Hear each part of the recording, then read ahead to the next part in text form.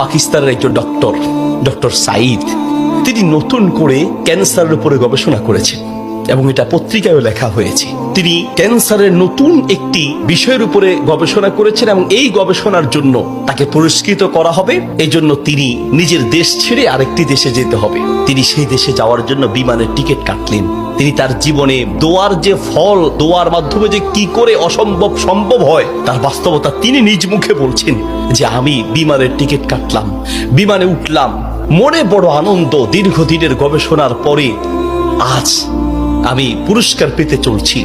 বিমানে ওঠার পরে 1 ঘন্টা কোন রকম বিমান চলার পরেই আমাদেরকে পাইলট বলল যে আপনারা বেল শক্ত করে বাঁধেন, কারণ বিমানের যান্ত্রিক ত্রুটির কারণে সামনে আগাতে পারবে না। আশেপাশের যে কোনো একটা এয়ারপোর্টে আমরা সুযোগ পেলেই সেখানে ল্যান্ড করব।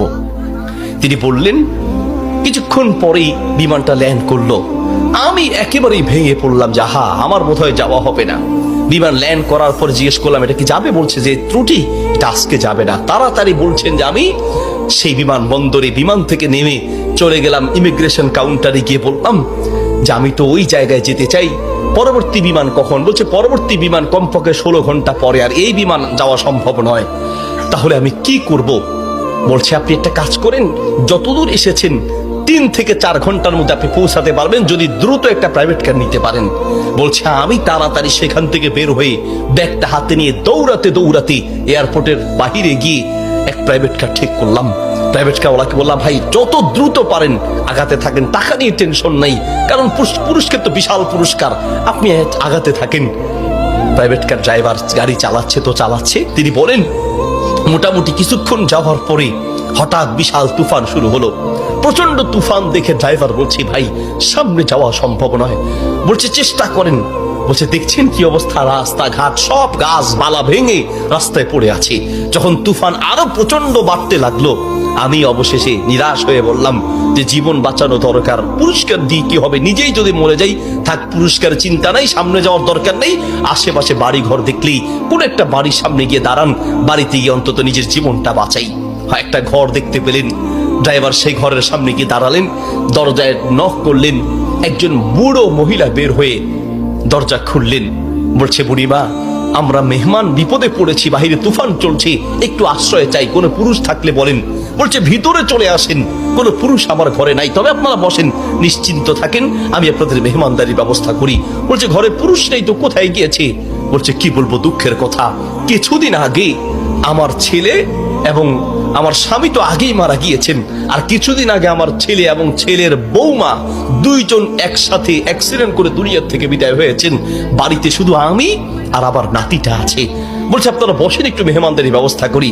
মেহমানদারি হিসেবে কিছু খাবার দিয়ে ডক্টর সাইদের সামনে দিলেন, আর বুড়িমা তিনি নামাজে দাঁড়ালেন। নামাজ শেষের দিকেই তার নাতি হাউমাউ করে চিৎকার করে কান্না শুরু করলেন। প্রথম থেকে কাঁদছেন অল্প আস্তে আস্তে, পরে প্রচন্ড চিৎকার। ডক্টর সাইদ বলেন বুড়িমা আপনি কি করছেন, একটু নাতিটাকে নিয়ে আসেন, এইভাবে কাঁদছে কেন? পরে নাতিটাকে কোলে করে নিয়ে আসলেন। ডক্টর সাইদ জিজ্ঞেস করলেন যে তার চেহারা পুরো নীল হয়ে আছে, তার কারণটা কি, ওর কি রোগ হয়েছে? বলছে ডাক্তার সাহেব কি বলবো দুঃখের কথা, আল্লাহ আমাকে পরীক্ষা করছেন।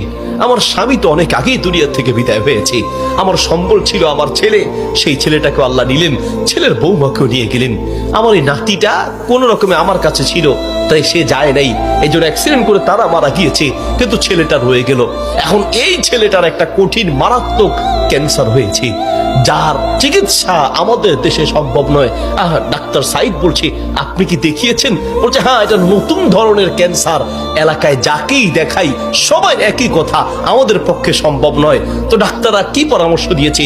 বলছে পাকিস্তানে যেতে।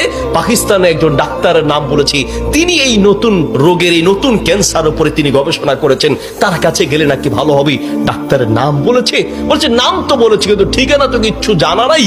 কিন্তু আমার বিশ্বাস, আমি প্রত্যেক নামাজের পরে এবং সেজদায় কি আল্লাহর কাছে দোয়া করি, কারণ আমার বিশ্বাস মানুষের পক্ষে অসম্ভব হতে পারে, আল্লাহর পক্ষে অসম্ভব বলতে কিচ্ছু নাই। আল্লাহু আকবার।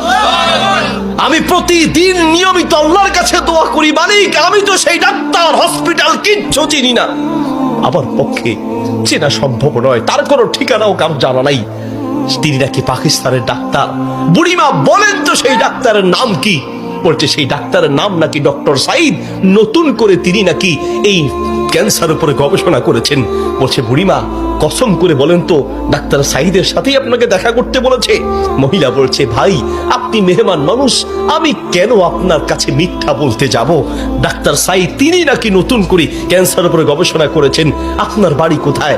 ডাক্তার সাইদ বলল বুড়িমা আমি আপনাকে কসম করতে বলেছি এই জন্য যে আমি বড় অবাক হয়েছি, আল্লাহ যে বান্দার দোয়া কিভাবে কবুল করেন, আল্লাহ যে মানুষের দোয়া কিভাবে কবুল করেন, আমি এখন বুঝতে পেরেছি কেন আমার বিমান নষ্ট হয়েছে, আমি এখন বুঝতে পেরেছি কেন আমি প্রাইভেট কারে উঠেছি, আমি এখন বুঝতে পেরেছি কেন তুফান শুরু হয়েছে, আমি এখন বুঝতে পেরেছি লক্ষ লক্ষ বাড়ি ঘর থাকতে কোথাও না গিয়ে আপনার বাড়িতে কেন এসেছি, আমি এখন বুঝতে পেরেছি আল্লাহ বান্দার দোয়া কিভাবে কবুল করে। বুড়িমা আপনি যেই ডাক্তার সাইদের জন্য দোয়া করছেন সেই ডাক্তার সাইদের কাছে পাকিস্তানে যেতে হবে না, টেনে টেনে তাকে আপনার বাড়িতে নিয়ে এসেছেন, আমি ডাক্তার সাইদ আপনার বাড়িতে উপস্থিত আছি। আল্লাহু আকবার। প্রিয় ভাইয়ের আমার, আসা আন তাকরাহু শাইআন ওয়া হুয়া খায়রুল লাকুম ওয়া আসা আন তুহিব্বু শাইআন ওয়া হুয়া শাররুল লাকুম। আল্লাহ বলে বান্দা শোনো, আমরা অনেক সময় দোয়া করতে গিয়ে আমরা অলসতা পেশ করি, অথবা অচেতন হয়ে যাই, অথবা দোয়া করার ক্ষেত্রে আমাদের ইয়াকিন থাকে না। কারণ হুজুর কত দোয়া করছি, কত বলছি আল্লাহর কাছে, কই না হুজুর আল্লাহ তো শুনে নেই, ঠিক না? অনেকের কথা অনেক হুজুর দোয়া করার জন্য বলেন, কত দোয়া করছে হুজুর, তাহাজ্জুদের সময় দোয়া করছি, শেষ রাতে দোয়া করছি, চোখের পানিতে বুক ভাসিয়ে দোয়া করছি, কত চাইছি আল্লাহর কাছে, হুজুর আল্লাহ দেয় নাই। শোনেন আল্লাহ বলেন বান্দা মাঝে মাঝে আমি তুমি চাও আমি দেই না, এই যে আমি দেই নাই হতে পারে আমি এই না দেওয়ার মাঝেই তোমার কল্যাণ আছে। আল্লাহু আকবার। আমরা জানি না, হতে পারে ওই যে আল্লাহ দেয় নাই সেটার মধ্যেই আপনার জন্য কল্যাণ দিয়েছি। এই জন্য দোয়া করবেন, পান বা না পান দোয়া